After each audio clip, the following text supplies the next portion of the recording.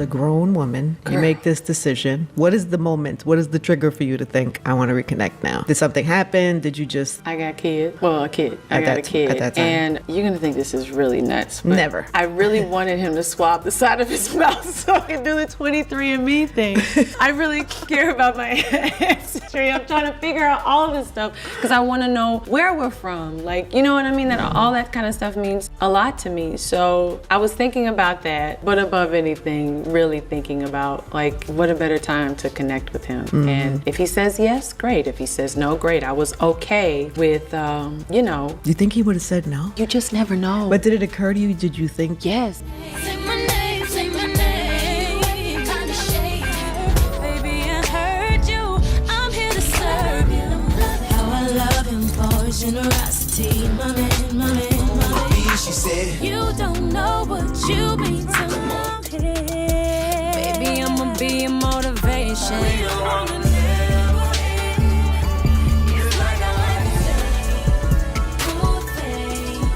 Put your hands all on my body. Ride that thing just like a Harley. You know, my mom was a hard worker. She was a housekeeper and nanny my life. And it was a transitional time where I moved from being with my mom to with Tina and Matthew and me and so on. She said, I knew when you told me that you had a dream, I had to figure out how you were going to get to this dream. This is a part of it and you have to go. Kelly Rowland. You know her as that gorgeous queen from Destiny's Child who's been absolutely slaying stages everywhere. But trust me, there is so much more to this story. Listen, darling, behind all that glitter and those fierce performances, there's enough drama to fill a whole season of reality TV. We're talking earth-shattering headlines, family secrets that'll make your jaw drop, and some seriously juicy scandals that'll have you texting all your friends. Like, seriously, becoming an icon isn't just about looking fabulous on red carpets and collecting those Grammys. There is so much messiness behind those velvet ropes. Get ready, because we're about to spill all the tea about Miss Kelly's world, and trust me, it is way more fascinating than you could ever imagine. Let's rewind to where it all began, because baby, this story, it's everything. Born Calendria Trine Rowland on February 11th, 1981, in Atlanta, Georgia, Kelly's early life was, well, let's just say it wasn't exactly the fairy tale you might think. Hey, I'm Kelly Rowland and I'll tell you all the reasons why I'm very proud to be from. Now, those early years, honey, they were rough. Mama Doris was out here hustling, working as a nanny and housekeeper, doing her absolute best to make ends meet. And her daddy, Christopher Lovett, Chile, he was barely even in the picture. Me growing up with my mom, my dad being in and out of my life.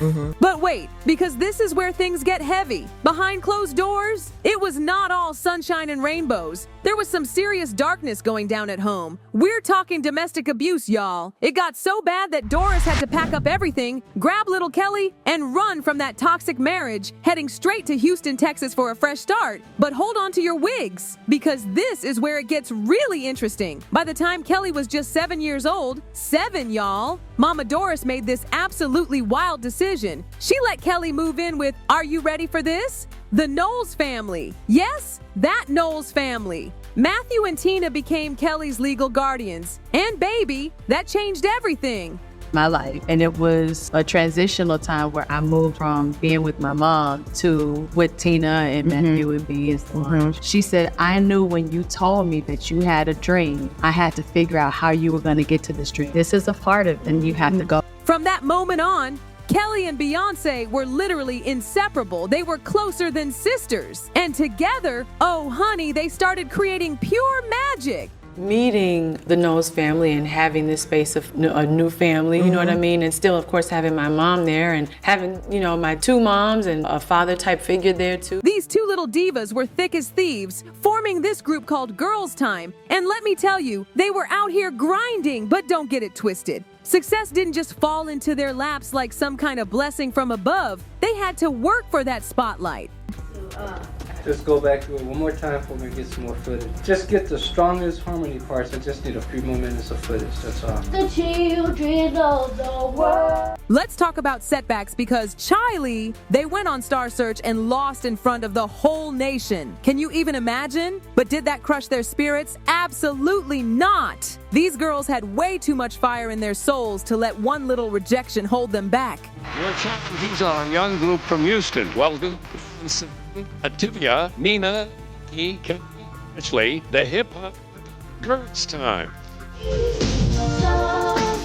They kept pushing, performing literally anywhere that would have them, staying laser focused on that dream. By the time Kelly was 5 or 6, she was already up in church serving vocals like a whole grown woman. I remember having this big, ugly white dress on. You know, the ones they give you when you small and you got the little matching frilly sock go with it. Little Easter. Singing, singing my first solo. And she was like, she told my mom, oh, she can do it. I know she can do it. And I get up there and I had such a great time singing. And I was like, it was a moment. I remember exactly what the audience looked like. I can see it right now. So it's like, I knew what that feeling felt like, and I knew that's where I wanted to be. I knew that's what I wanted to do. That's amazing. Do you remember what you were singing? Yes, it was, I want to walk and talk with Jesus. Yes. It was actually her choir instructor who first spotted that raw talent, and baby, Kelly held on to that encouragement like it was the last piece of chocolate cake at Thanksgiving. You know how sometimes all it takes is that one person to see your shine and give you that push? That was IT for Kelly.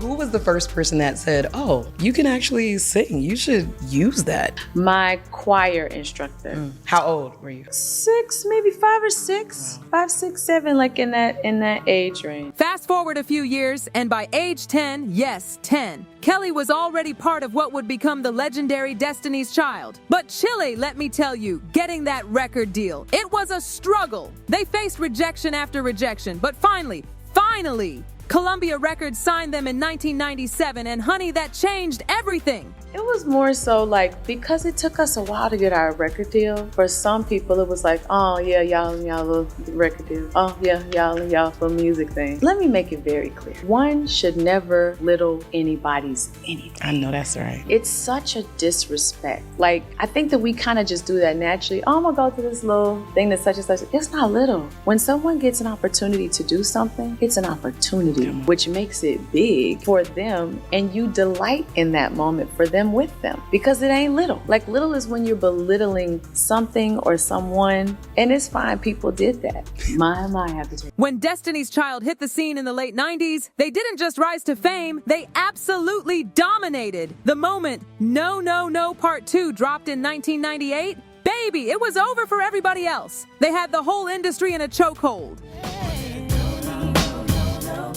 Kelly still gets goosebumps thinking about the first time they heard their song on the radio. Picture this. All the girls squeezed into one car, cruising through Houston to pick up Solange, when suddenly, bam, No No No starts playing. Honey, that car turned into a whole circus. They were screaming, crying, probably driving that poor driver absolutely crazy. Of y'all riding in the car picking up Solange, that's the first time y'all heard No on the radio. Everybody is tripping. But how did the people around you change? Because it doesn't seem like y'all changed, but I'm sure fame, all of a sudden people are like, oh, wait a minute, like they're really making it. How did people around you change, and how did that change you as a teenage girl? Probably just wanted acceptance like all of us. Well, you know, it was more so like, let me tell you something. Destiny's Child wasn't just another girl group. They were a whole movement. Grammys? Check. Tens of millions of records sold? Double check. Fans going absolutely wild? Triple check. Kelly, Beyonce, and Michelle? They were the blueprint, honey. And can we talk about how Kelly was a whole millionaire by 18, but behind all that glitter and success? Chile, there was more drama than a telenovela. The group went through more lineup changes than I changed my nail color. Like though, when you heard that they'd shot a video for a song you sang on Way Out Here. I was like, nah, you playing. I was like, hold on. I was like, it's not true. Then we got another call, and we heard it again. Then the next thing, I'm looking at BET. The premiere of Destiny's Child's new video, Say My Name. hey, that's how we heard about it. And while all this was happening, the rumor mill was working overtime about Matthew Knowles' management style. There were whispers about favoritism, power struggles, and enough behind-the-scenes drama to fill a whole series on Netflix. What started sort of the rift that ultimately had you leave the group? I mean, ultimately, it was management. He did get kind of loud, and I don't know the right word to say it right now, but it's not a way you would want somebody treating your 18-year-old daughter fresh out of the hospital from stomach flu and dehydration. It just started getting more where I guess I wasn't saying anything, like I said. I was just taking it, and I'm on, like you said, I'm on the outside, I'm around everybody, their whole family, and Michelle has her family who's like all God-fearing in a church, and they stick together, and I'm kind of like the one out left or whatever, and I've been taking care of myself and holding my family down, so I kind of felt like I was a little bit like, okay, you need to be happy to be here, so just take it. I did, until I was tired of taking it, and not from management, and not, like I said, from someone who you don't want talking to your daughter that way or dealing with your daughter, because my father had issues. But through all that chaos, Destiny's Child stuck it out long enough to give their fans the perfect farewell. Their swan song, Destiny Fulfilled in 2004. But hold on to your seats, because Kelly had one last bombshell waiting. During a concert in Barcelona, she dropped the news that shook the whole world. Destiny's Child was done. The fans were absolutely devastated. Sure, the girls said there was no bad blood, that they were ending things on a high note, but chilly. Whether everyone bought that story, that's a whole other pot of tea. When it all ended, Kelly was nervous as hell about going solo. Can you blame her? Imagine being the quiet powerhouse in one of the biggest girl groups in history, and suddenly you've got to carry that whole weight by yourself. No, I think that it's nervous and scary and, anxious, and what are they gonna think? It's one voice instead of three, and all these different things. And yeah, it drives you a little mad for a second till you just wrap your head around it. Who helped you get over that fear, or what helps you get over that fear? I can imagine you. Yeah, but you have no choice really, because it's happening. You know what I mean? It's just this is coming. Yeah, this is coming. It's gonna happen, regardless. I had to keep up with this moving train. That's really how it went. In 2002, Kelly dropped her debut album Simply Deep, and baby, the world was not ready for what she was about to serve. And don't even get me started on Dilemma with Nelly. That song had everybody in their feelings. The album did its thing, but more importantly, it was about Kelly finding her voice and stepping into her power. But honey, behind the scenes, it was a whole mess. In 2009, Kelly made this huge move that had everybody's jaws on the floor. She fired Matthew Knowles as her manager. Yes, Beyonce's dad. The streets were buzzing with rumors about tension brewing for years. Kelly never said anything shady, she's too classy for that, but it was crystal clear she was done being anybody's sidekick.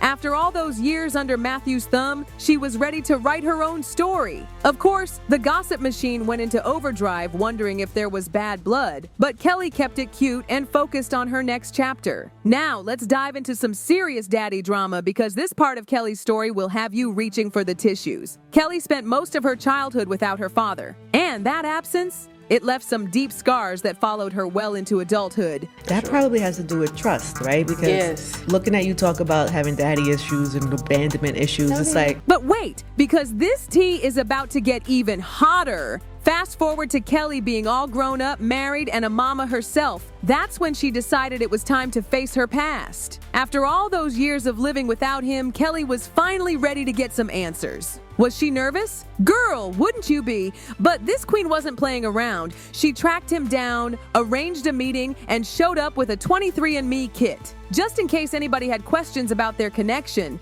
Grown woman, you make this decision. What is the moment? What is the trigger for you to think, I want to reconnect now? Did something happen? Did you just... I got kids. Well, a kid. I got a kid. At that time. And you're going to think this is really nuts. But Never. I really wanted him to swab the side of his mouth so I could do the 23andMe thing. I really care about my ancestry. ancestry. I'm trying to figure out all of this stuff because I want to know where we're from. Like, you know what I mean? That all that kind of stuff means a lot to me. So I was thinking about that, but above anything, really thinking about like, what a better time to connect with him. And if he says yes, great. If he says no, great. I was okay with, you know. You think he would have said no? You just never know. But did it occur to you? Did you think? Yes. This wasn't some sweet Hallmark movie reunion. Kelly had real questions and needed real closure, even if it wasn't pretty. When they finally met face to face, baby, the emotions were all over the place. Anger, relief, confusion, and surprisingly, understanding. Seeing him after all those years of hurt and unanswered questions, that was heavy. But as they started talking, Kelly began to understand how his PTSD had shaped their broken relationship.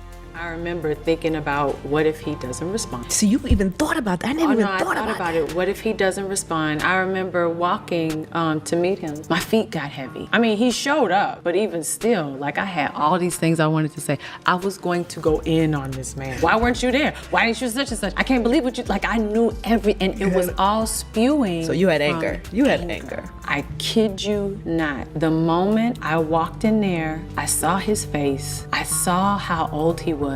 I saw time. I said, something said, be quiet.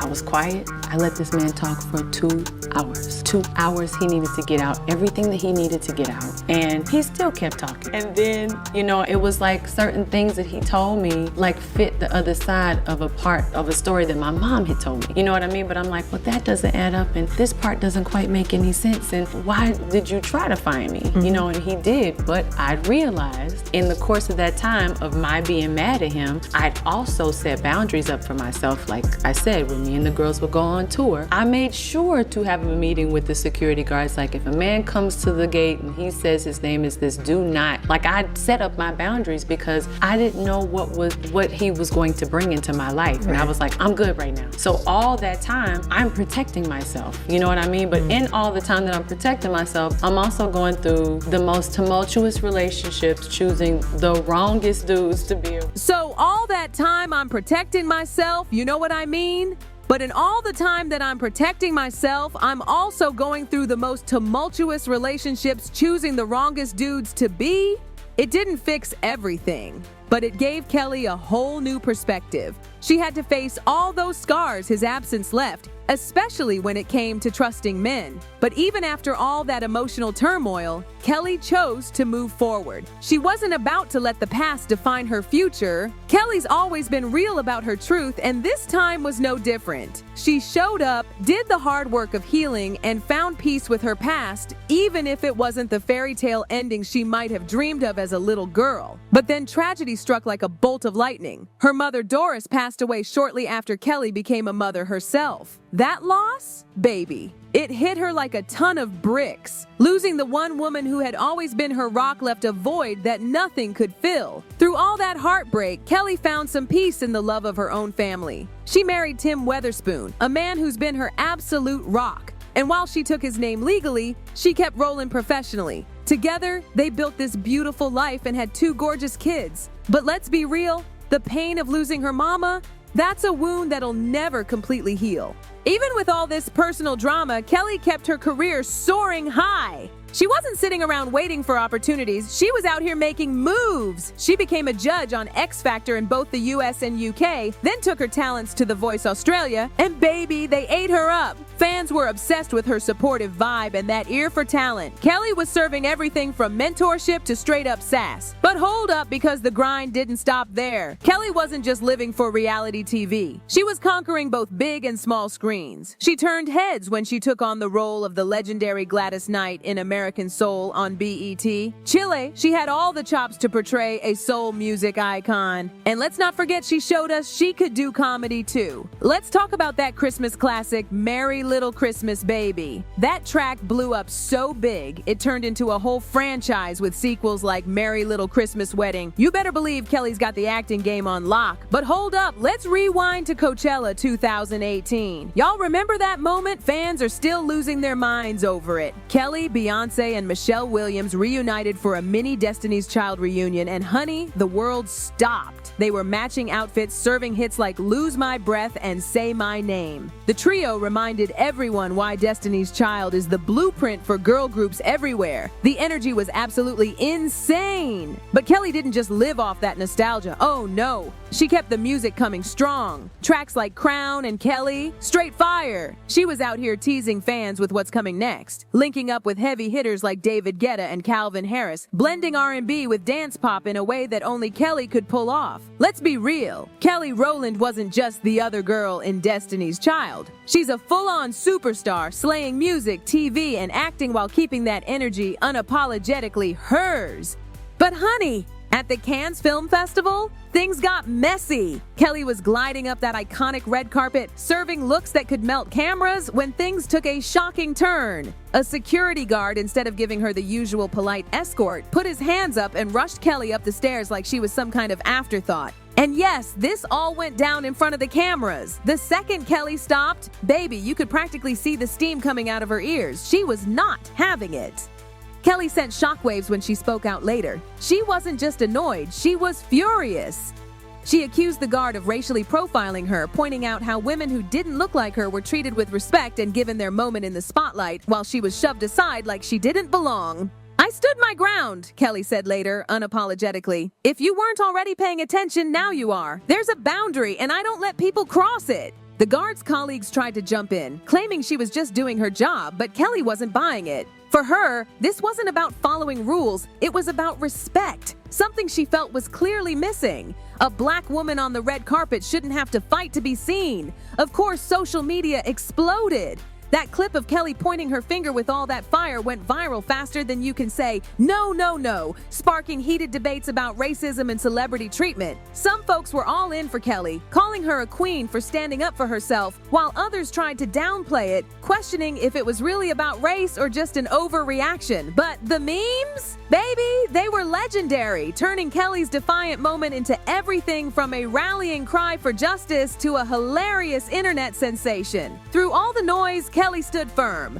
She wasn't about to let the backlash stop her from raising the issue of racial profiling, using her platform to shine a light on how black women are often treated unfairly in high-profile spaces. That moment in Cannes wasn't just another viral clip. It was a bold reminder that Kelly Rowland will always speak up and make sure her voice is heard. Today, Kelly Rowland is worth an estimated $30 million, a testament to her talent and business savvy. Whether she's a chart-topping singer, an actress, or a devoted mother, she'll be remembered for her grace, her determination, and her boundary-pushing career. While fans eagerly await her next album, one thing's for sure, Kelly Rowland isn't done making waves.